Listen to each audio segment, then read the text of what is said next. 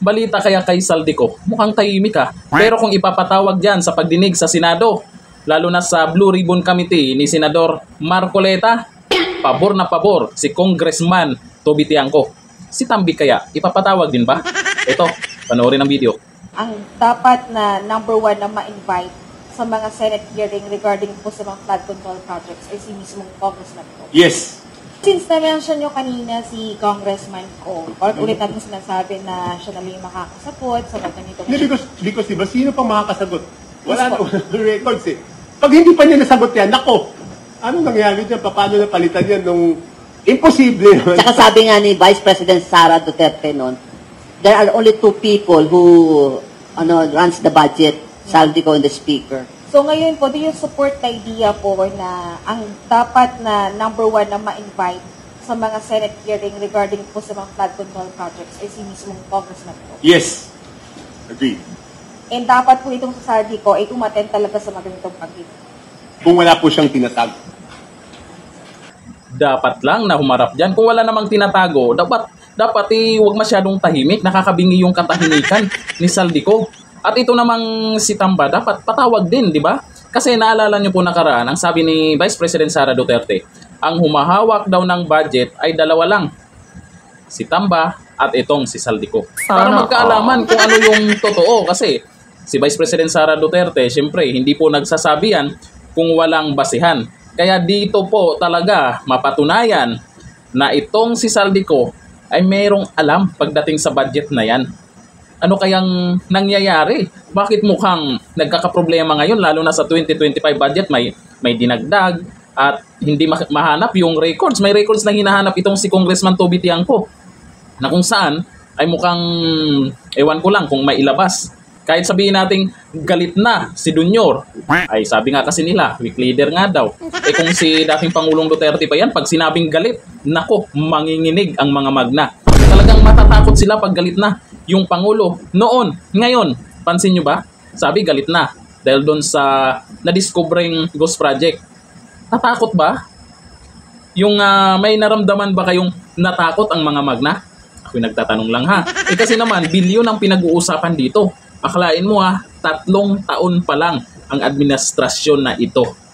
Pero grabe, bilyon ang mga kini-question ngayon. Nasaan na? Nako, tiba-tiba talaga sila. Sana. Diba? Kahit sabihin natin, okay, sabihin ng mga loyalist dyan, hindi naman corrupt si Dunyor. O sabihin natin, hindi nga corrupt. Hindi siya yung magna. Pero, kailangan natin ng Pangulo na talagang matatakot yung mga magna. Hindi siya, pero yung nasa baba niya ay gumagawa ng milagro. O kagaya ngayon, diba, sa flood control project, galit na daw si Dunyor. Sa loob ng 3 taon, ngayon lang niya nalaman to. Sa loob ng 3 taon, ngayon lang, hindi man lang siya nakarinig na, uy, mayroong proyekto na ganon. Pinagyabang pa niya nung SONA, di ba? Kaya dapat talaga ay humarap yang si Saldico sa pagdinig sa Senado kung walang tinatago ha.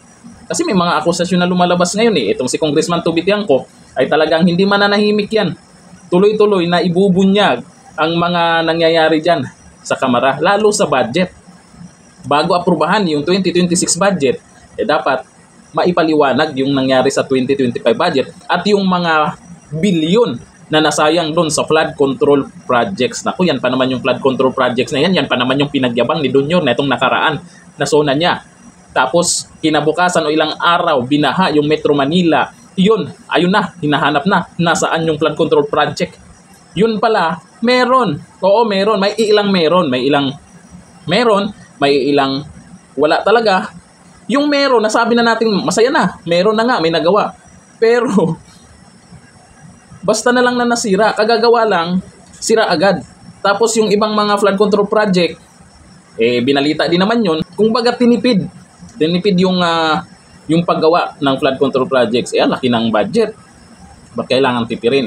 Ibig sabihin lang yan, hindi nabantayan, napabayaan. Sige, party-party. O diba, nag-viral nakaraan, puro lang party-party. Yun pala, sinabayan ng mga magna. Kasi walang bantay, diba? Walang kinakatakutan. Hindi kagaya noon, diba, pag si Si Tatay Digong pag nagagalit, talagang takot. Lalo na yung mga malalaking negosyante, nasampulan noon. Yung mga hindi nagbabayad ng tax, o nasampulan noon. Di ba? Mapapasara talaga kayo. O may mga, o may channel din na napasara din. Ganun. Pag may mga sablay, o kagaya ngayon, galit daw. Ang tanong, hanggang doon na lang ba? Ang tanong dito, hanggang doon na lang ba ang sasabihin ng ating Pangulo, galit o galit siya? Ang hinihintay natin, yung may managot. Anuin man namin yung galit mo, mahal na Pangulo, kung wala namang mananagot. Sabagay, nandiyan naman si Senador Marcoleta at alam po natin mapagkatiwalaan po yan at may paninindigan yan.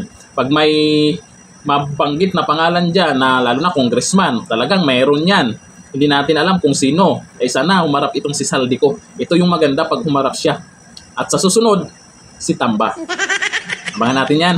Marami pang mangyayari dyan at marami pang mabubuking dyan sa Blue Ribbon Committee ni Senator Marcoleta. Maglalabasan ng ebidensya kung sino-sino ang totoong magna. Dito lang, thank you.